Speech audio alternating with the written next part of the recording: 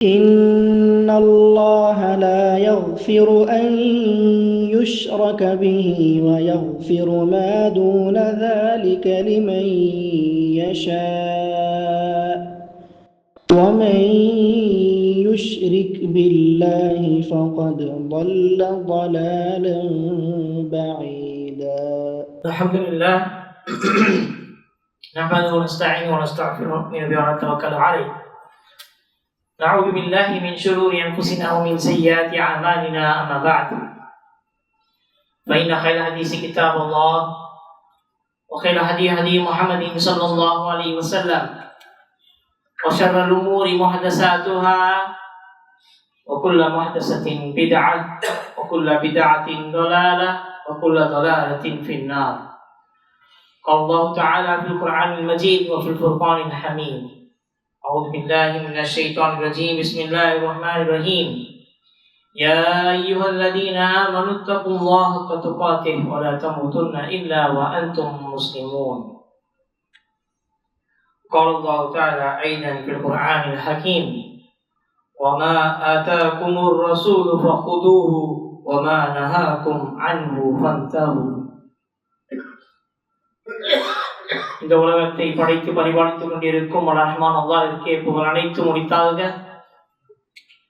மேலும் அவன் சாந்தியும் சமாதானம் பெருமானார் முஹம்மது ஸல்லல்லாஹு அலைஹி வஸல்லம் அவர்கள் மீதும் அவருடைய அடிச்சுவற்றை அப்படியே பின்பற்றிய உத்தம சத்திய சஹாபாக்கள் மீதும் தாபஈன்கள் மீதும் தாபஈன்கள் மீதும் முக்கியமாக இந்த தருணத்தில் அமர்ந்து கொண்டிருக்கும் அல்லாஹ்வின் நல்லடியார்கள் மீதும் உலகத்தில் இருக்கும் அனைத்து முஸ்லிம்கள் மூமின்கள் மீதும் என்றென்றும் நோற்றுமாக என்று கூறி இந்த உச்சமாவரை அவர் செய்கின்றேன். கண்ணியத்திற்குரியவர்களே, அல்லாஹ்வின் நல்லடியார்களே,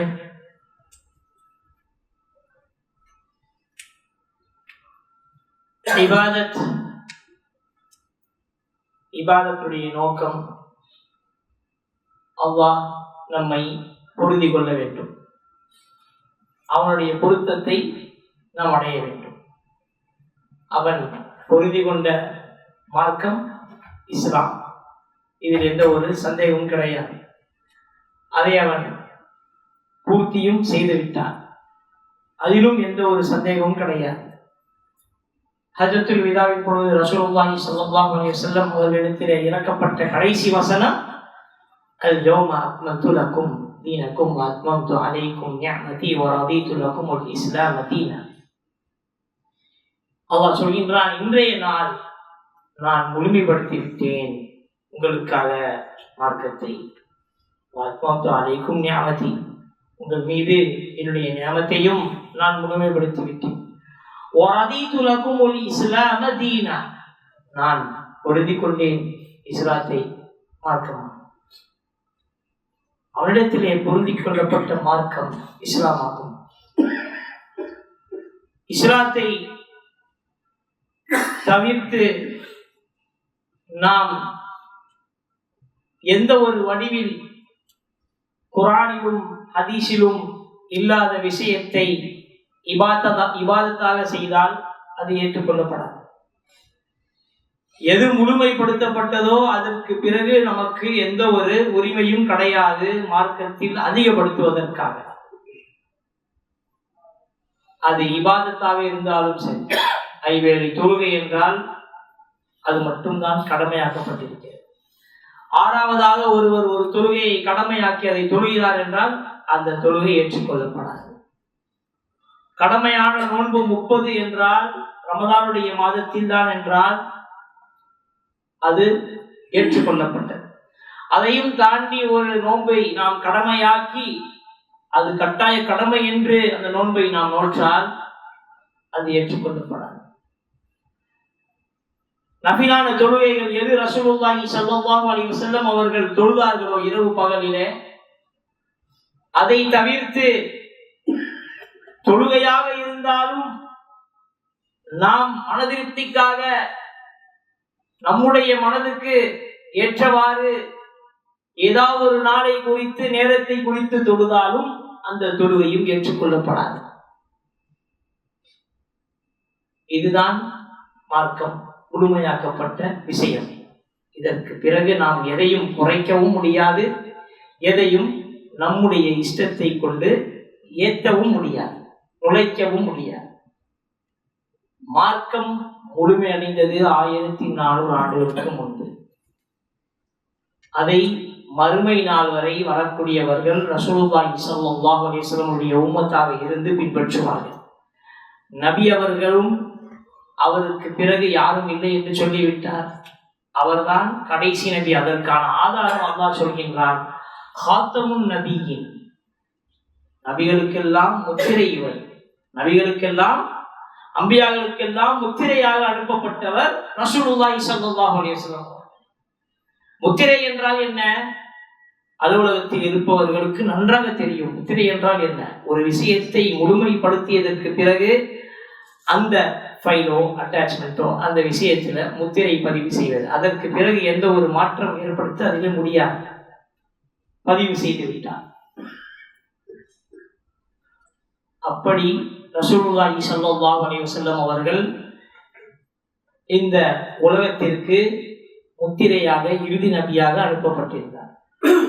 அவருக்கு பிறகு எந்த ஒரு நபியும் கிடையாது, எந்த ஒரு புதிய விஷயங்களும் மார்க்கத்தில் நுழைக்க கூடாது, எந்த ஒரு புத்தகமும் கிடையாது குர்ஆனை தவிர.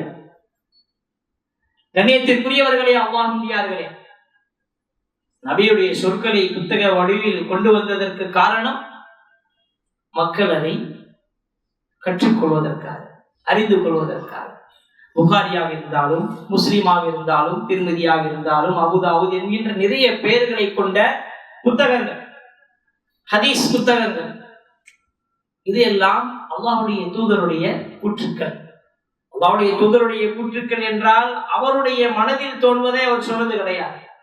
ஹதீஸ் என்பது நாம் ஒரு பொழுதும் அப்படி நினைத்திடக்கூடாது. அல்லாஹ்வுடைய தூதர் சொன்னது அவருடைய மனசுல தோணுதுன்னா அவர் சொன்னாரு அப்படின்னு நினைச்சிடக்கூடாது. அதுவும் வஹீதான். வஹீக்கு இரண்டு வித்தியாசம், இரண்டு விதமான வஹீகள் இருக்கின்றன. ஒன்று வஹீ அல் மத்லூ, ஓதக்கூடியது, ஓதப்பட வேண்டியது, அது குர்ஆன். தொழுகையில் அந்த வஹீயை நாம் ஓதலாம், ஓதுகிறோம். சூறாவாக வடிவத்தை அல்லாஹ் குர்ஆனை கொடுத்திருக்கிறார். 114 சூறாக்கள், 6000 சில்லறை வசனங்கள். அது ஓதக்கூடிய வஹீ. இன்னொன்று வஹீ கைரல் மத்லூ, ஓதப்படாத வஹீ. இது தொழுகையில் ஓத முடியாது. قال رسول الله صلى الله عليه وسلم عن ابي هريره رضي الله عنه, தொழுகையில் ஓத முடியுமா?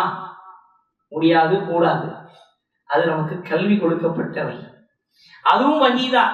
இதில் எந்த ஒரு சந்தேகமும் இல்லை. ஏனென்றால் ரசூலுல்லாஹி ஸல்லல்லாஹு அலைஹி வஸல்லம் அவர்கள் சொல்லப்பட்ட ஹதீஸ்களிலே நிறைய விஷயங்கள் வர இருக்கக்கூடிய விஷயத்தை பற்றியும் சொல்லியிருக்கிறார், மறுமையுடைய சம்பவங்களையும் சிலது சொல்லியிருக்கிறார், கபரில் நடக்கக்கூடிய வேதனை பற்றியும் சொல்லியிருக்கிறார்.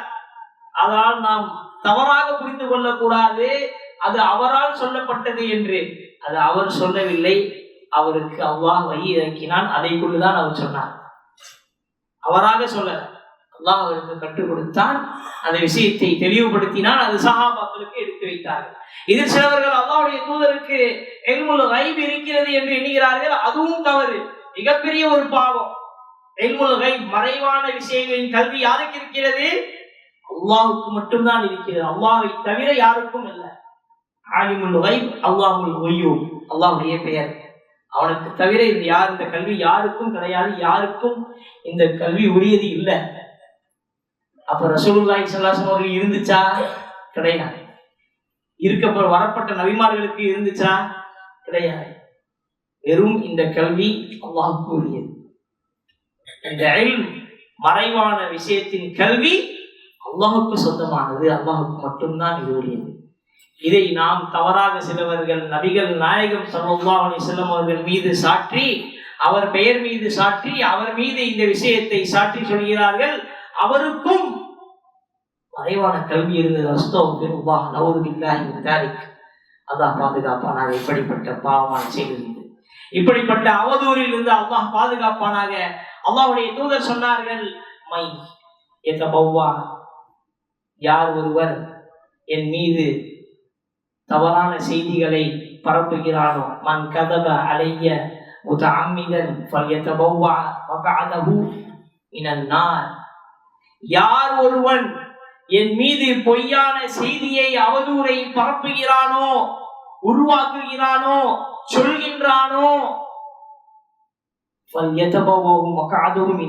எச்சரிக்கையாக சொன்னார்கள், அவன் அவனுடைய இருக்கும் இடத்தை நரகமாக்கிக் கொள்ளட்டும் என்று சொன்னார்கள். இதைவிட என்ன எச்சரிக்கை வேண்டும் நம்மளுக்கு?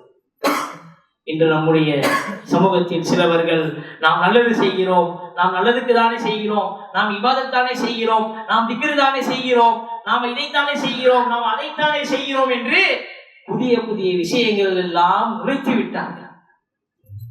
கடந்த மாதத்தில் சென்ற மியராஜ் இரவுடைய சம்பவமாக இருக்கட்டும், இந்த மாதத்தில் இருக்கக்கூடிய ஷாபானுடைய பராத்து இரவுடைய சம்பவமாக இருக்கட்டும், இது எதுவும் அல்லாஹ்வுடைய தூதரால் செய்யப்பட்டதும் கிடையாது, சஹாபாக்களுக்கு சொல்லிக் கொடுத்ததும் கிடையாது. இதுதான் உண்மை.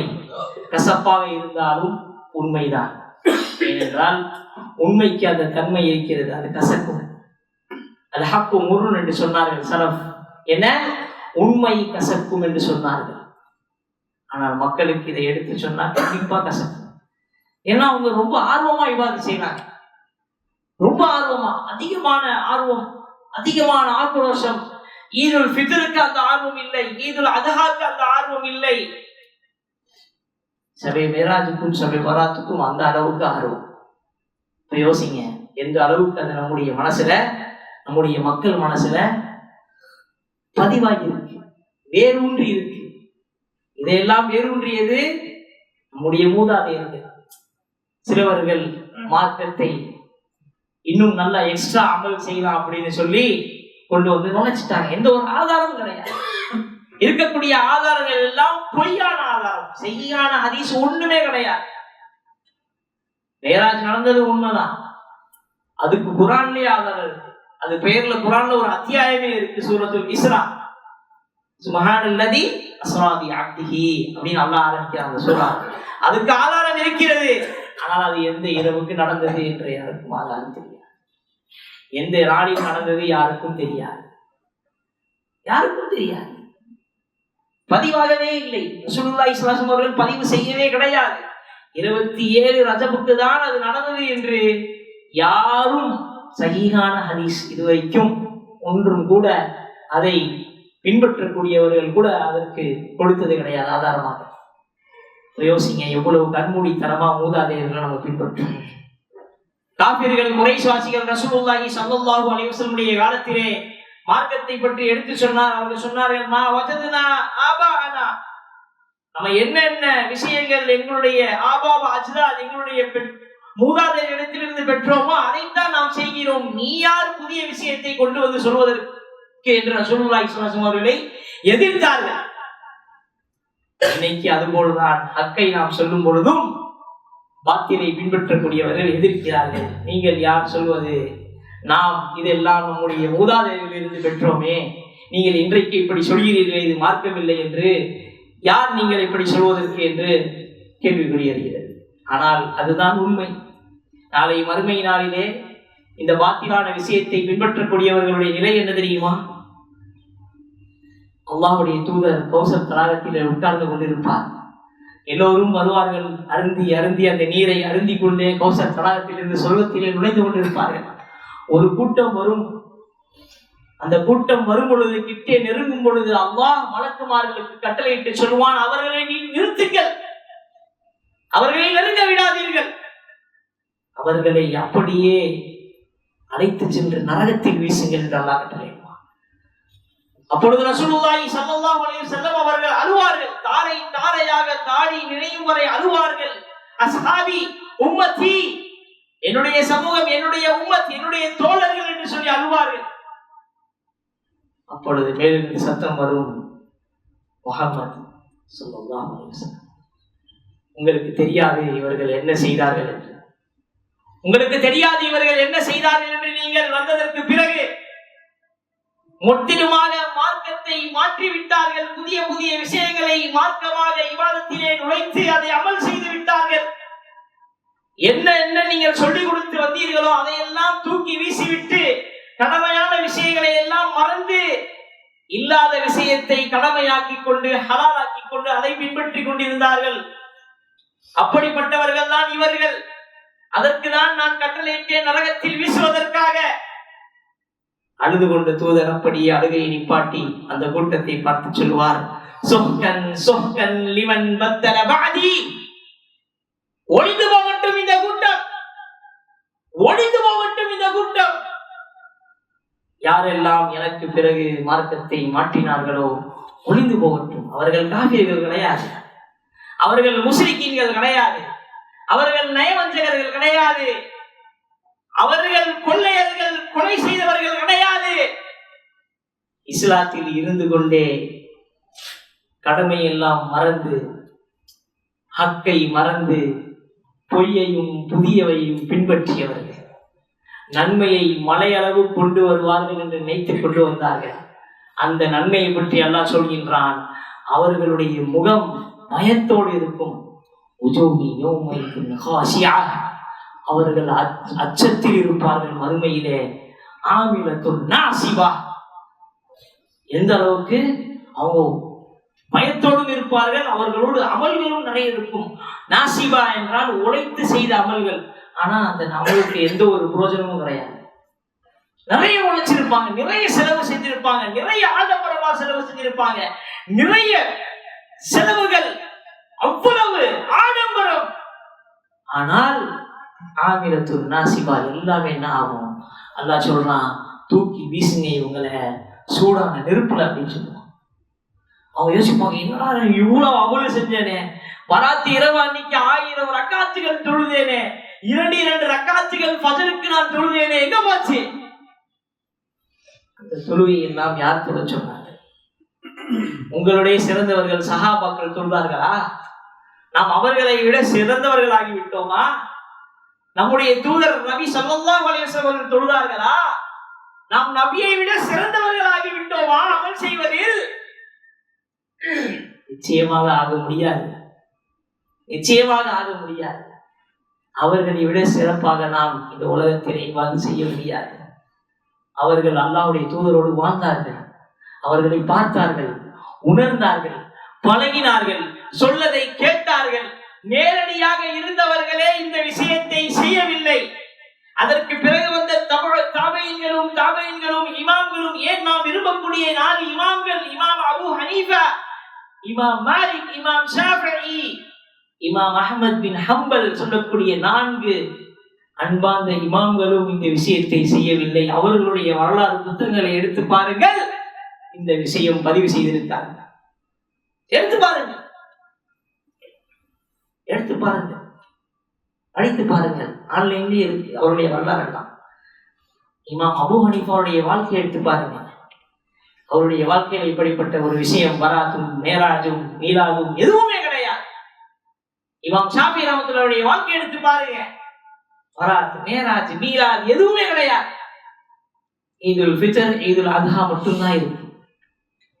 கடினமான வாழ்க்கை வாழ்ந்திருந்தாலும் ஹக்கான வழியிலே இருந்தார்கள். நிறைய இமாம்கள் எல்லாம் சிறையில் அடைக்கப்பட்டார்கள் ஹக்கை சொல்வதற்காக. இமாம் ஷாஃபியை சாட்டையால் அடித்து அடித்து அவருடைய உடலில் இருக்கக்கூடிய கரித்துண்டு ஒன்று பிரிந்து விட்டது. அந்த அளவிற்கு கொடுமைப்படுத்தப்பட்டார்கள் ஹக்கை சொன்னதற்காக. ஆகவே கண்ணியத்திற்குரியவர்களே, அல்லாஹ்வியார்களே, ஒரு மனதில் ஒரு விஷயத்தை பதிவு செய்து கொள்ளுங்கள். ஹக்கை நாம் எடுத்து வைத்தால் நிச்சயமாக அடிவிழத்தான் செய்யும். சத்தியத்தை பரப்பும் பொழுது நிச்சயமாக அடிவிழத்தான் செய்யும். அது நம்முடைய தூதருக்கு விழுந்தது. தாயிஃப் நகரத்திலே அவருடைய மனைவி இறந்த சோகத்திலும் சாச்சா இறந்த சோகத்திலும் தாவா செய்வதற்காக அல்லாஹ்வுடைய தூதர் கிளம்பினாரே, அந்த இடத்திலே சிறுவர்கள் கல்லால் அடித்து ரத்தத்தால் அவர்களை நிரப்பினார்களே, அவர் என்ன சொல்ல போனார்? அல்லாஹ் அவர் வருவனே, நான் தான் அவர் தூதர் என்று சொல்ல போனார். சொல்லியும் அவர்கள் கேட்காமல் அவர்கள் அடித்தார்கள். அல்லாஹ்வுடைய தூதர்கள் என்ன செய்தா தெரியுமா? பதுவா செய்யல, லானத்து செய்யல. இந்த கௌம் யாருன்னு தெரியாது எனக்கு, இவர்கள் எனக்கு, என்னை அவர்கள் அறியாத, நான் யார் என்று அவர்களுக்கு தெரியாது. ஆகையால் அல்லாஹ் அவர்களுக்கு ஹிதாயத்து செய்ய, ஹிதாயத்து கூடிய 10 வருடம் மதீனாவில் இருந்து ஆட்சி செய்ததற்கு பிறகு மக்காவை கைப்பற்றுவதற்காக வருகிறார்கள். சற்று தாயிஃபை நோக்கி சென்று அங்கே பார்த்தால் சொல்வதற்கு ஒரு காஃபிர் இல்லை, எல்லோரும் முஸ்லிம். யோசிங்க, அல்லாஹ்வுடைய தூதர் செஞ்ச துவா. இன்னைக்கு இருக்கக்கூடிய அந்த விதத்துவாதிகளுக்கு நம்ம அதான் செய்ய முடியும், துவா. லானத்து இஸ்லாத்துல அலோடு கிடையாது. அதனுடைய தண்டனை என்ன, அது சொல்வது மார்க்கத்தில் உண்டு. ஏன்னா பயம் வரணும், தவறு செய்யணும். நம்முடைய சகோதரர்கள் இல்லை, நம்மளை விட்டு எப்படி அவங்க தனியா நரகத்துக்கு போகலாம்? நம்மளோட சொர்க்கத்துல வரணும்ல. நம்மோடு நாம் சொர்க்கத்திலே நம்முடைய குடும்பத்தை மட்டும் எடுத்து போகணும்னு ஆசைப்பட வேணாம். நம்முடைய உறவினர்களை போலவர்கள், சகோதரர்கள். அல் முஸ்லிம் அகுல் முஸ்லிம். அல்லாஹ்வுடைய தூதர் சொன்னார், ஒரு முஸ்லிம் இன்னொரு முஸ்லிமுடைய சகோதரன் ஆவார். எப்படி அந்த சகோதரன் வழித்தவரை செல்கிறார் என்று நாம் பார்த்து கொண்டே இருப்பது? கவலைப்பட வேண்டும், அவர்களுக்காக துவா செய்ய வேண்டும். யா அல்லாஹ், கண்மூடித்தனமாக மூதாதையருடைய பேச்சை இவர்கள் பின்பற்றுகிறார்களே, யா அல்லாஹ், அவர்களுக்கு நேர்வழி காட்டியா அல்லாஹ். துவா செய்யணும். அல்லாஹ்வுடைய தூதரே செஞ்சாருன்னா, அல்லாஹ்வுடைய தூதர் காபிர்கள் முஸ்லிக்கீன்களுக்கே நேர்வழிக்காக துவா செஞ்சாருன்னா, நம்முடைய முஸ்லிம் சகோதரர்கள் இன்னைக்கு தவறான வழியில் இருக்காங்க, விதத்தான விஷயங்களை பின்பற்றுகிறார்கள், புதிய புதிய விஷயங்களை நுழைத்து இபாதத் என்று அவர்கள் ஆர்வமோடு ஆக்ரோஷத்தோடு அதை செய்கிறார்கள். எதற்காக? நன்மை வரும் என்று எதிர்பார்த்து செய்கிறார்கள். நிச்சயமாக சகோதரர்களே, நன்மை வராது. ஏனென்றால் அது சொல்லப்பட்ட விஷயம் கிடையாது, அது வழிகாட்டிய விஷயம் கிடையாது, குர்ஆனில் கிடையாது, சுன்னாவில் கிடையாது, எந்த ஒரு ஆதாரமும் அதற்கு கிடையாது. கொடுக்கப்பட்ட ஆதாரமும் தவறான புரிதல்களோடு கொடுக்கப்பட்டிருக்கிறது. நம்மை போல் உலமாக்களில் 2 விதமாக சிலவர்கள் இருக்கிறார்கள். உலமா சூ, தவறாக முறையில் மக்களை வழிநடத்தக்கூடியவர்கள். அல்லாஹ் பாதுகாக்கணும், அல்லாஹ் பாதுகாக்கணும். அவங்களுடைய மறுமையை அல்லாஹ் சிறப்பாக்கணும்.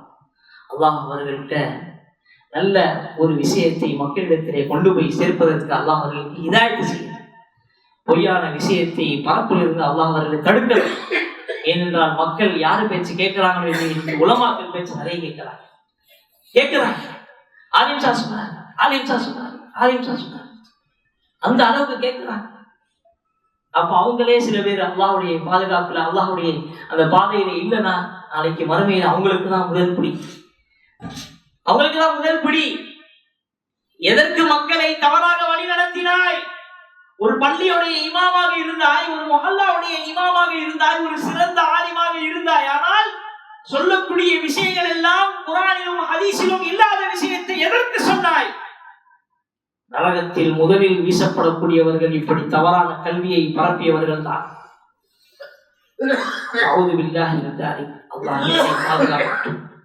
ஹக்கை சொல்லக்கூடிய நிலையிலே என்னை எனக்கு மரணம் கொடுக்கட்டும். நான் எதை கண்டும் அஞ்சுவது கிடையாது. அல்ஹம்துலில்லாஹ், அல்லாஹ்வுடைய அச்சம் மட்டும்தான் எனக்கு உண்டு. கண்ணியத்திற்குரியவர்களே, அல்லாஹ்வியார்களே, நாம் நபியுடைய உம்மத், உலமாக்கள் அம்பியாக்களுடைய வாரிசுகள். உலமாக்கள் காசையும் தீனாரையும் விட்டு செல்லவில்லை. நபிகள் நாயகம் ஸல்லல்லாஹு அலைஹி வஸல்லம் அவர்கள் காசையும் தீனாரையும் விட்டு செல்லவில்லை, கல்வியை விட்டு சென்றார்கள். அதை எடுத்து உம்மத்தை வழிநடத்தக்கூடியவர்கள் உலமாக்கள். அவர்கள் விராசத்துல் அம்பியா, அம்பியாக்களின் வாரிஸ். கண்ணியத்திற்குரியவர்களே, அல்லாஹ்வியார்களே, அவர்களை அல்லாஹ் நேர்வழியை நடத்துவதற்கு அவர்களுக்கு அல்லாஹ் தௌஃபீக் தருவானாக. மக்களாக இருக்கக்கூடிய நாம் உண்மை என்ன பொய் என்ன என்று தெரிந்து பின்பற்றுவதற்காக அல்லாஹ் நமக்கு அருள் புரிவானாக. இந்த பிதத்தான விஷயம் ஒரு சிறிய ஒரு ஸ்லோ பாய்சன் மாதிரி, ஒரு விஷம் மாதிரி, அல்லது ஒரு முள்ளு செடி மாதிரி வச்சுக்கோங்க. அது சிறுசிலேயே இருக்கும் பொழுது வெட்டி தூக்கி வீசிடணும். இல்லைன்னா அது பெருசாகி நம்மையே சாட்சிடும். பெரிதான ஒரு முள்ளுச்செடியை நம்மளால வெட்ட முடியும் என்றால் நீங்க நெருங்க கூட முடியாதாங்க. எப்படி இருந்தாலும் சரி, ஒரு மனிதனால் நெருங்கி அதை என்ன செய்ய முடியாது, இயந்திரம் இல்லாம வெட்ட முடியாது. இது ஒரு சின்ன செடி, அந்த முள்ளு செடி வளருது, அது தெரிஞ்சிருச்சு அது முள்ளு செடி கள்ளி செடினா அது அப்படியே அங்கிருந்து பிடிச்சி தூக்கி எடுத்துடலாம். இப்ப நம்ம ஹக்கில் இருக்கக்கூடியவர்கள் செய்யக்கூடிய ஒரு விஷயம் என்ன, இதுதான் நம்முடைய சொந்த பந்தங்கள்ல யாரெல்லாம் இப்படிப்பட்ட புதிய புதிய விஷயங்களை மார்க்கமாக நினைத்து பின்பற்றுகிறார்களோ அவர்களுக்கு எடுத்து சொல்லுங்க. அல்லாஹ்வுடைய தூதர் சொன்னாங்க, மன்றாமின்கும் முன்கரன் வல்யுகையிரூபியதி வைன்னம் எஸ்ததி வல்யுகையிரூபி லிசான் வைன்னம் எஸ்ததி வல்யுகையிரூபி கல்வி அதானிக்கு ஆதாஃபுல் ஈமான். எவ்வளவு அழகா சொன்னாங்க. உங்களில் ஒருவர் தவறான விஷயத்தை, மார்க்கத்தில் இல்லாத ஒன்று நடக்கதை நீங்கள் பார்க்கிறீர்கள் என்றால் அதை தடுங்கள் கையால். கையால் தடுக்க இயலவில்லை என்றால் நாவால் தடுங்கள். நாவாலும் முன்னால் தடுக்க இயலவில்லை என்றால் மனதால் வெறுத்து ஒதுங்கிக்கொள். அதுதான் ஈமானுடைய கடைசி பகுதியாகும், பலகீனமான பகுதியாகும் என்று சொன்னார்கள். இப்ப யோசிங்க, நம்மள்ட்ட எவ்வளவு ஈமான் இருக்கு, ஈமானுடைய ஸ்டேஜ் எந்த அளவுக்கு இருக்கு. கையால் நாம் தடுக்கக்கூடிய நிலையில சிச்சுவேஷன்ல இல்லை, இன்னைக்கு முடியாது. ஏனென்றால் அது ஒரு முள்செடி, மிகப்பெரிய செடியாக மரமாக வளர்ந்திருக்கிறது. அதை நம்மால் நெருங்க கூட முடியாது. நாவால் தடுப்பதற்கு வாய்ப்பு இருக்கிறது. அந்த வாய்ப்பை நாம் பயன்படுத்த வேண்டும். நாவாலும் நம்மால் சொல்வதற்கு தைரியம் இல்லை, நமக்கு பயம் இருக்கிறது என்றால், அதற்கான சக்தியும் நமக்கு இல்லை என்றால், அல்லாஹ்வுடைய தூதர் சொன்னாங்க, அப்படிப்பட்ட அந்த தவறுகளை நீங்கள் பார்க்கும் பொழுது மனதால் வெறுத்து ஒதுங்குங்க. அல்லாஹ் நம் அனைவரையும் பாதுகாப்பானாக. அல்லாஹ் அதற்கு நம் அனைவருக்கும் தௌஃபீக் தருவானாக. ஹக்கை சொல்வதற்கு அல்லாஹ் நமக்கு தைரியத்தை தருவானாக. நம்முடைய குடும்பத்திலிருந்து நமக்கு அந்த விஷயத்தை ஆரம்பம் செய்வதற்கு அல்லாஹ் நமக்கு தௌஃபீக் தருவானாக. நம்முடைய சகோதரனிடத்திலே ஹக்கை சொல்வதற்கு அல்லாஹ் நமக்கு ஹிதாயத் செய்வானாக. நாம் பாத்திலில் இருப்பவர்களுக்காக துஆ செய்கிறோம். அல்லாஹ் அவர்களுக்கு நேர்வழி காட்டுவானாக. ஆமீன். வாஹிர் அல்ஹம்துலில்லாஹி ரப்பில் ஆலமீன்.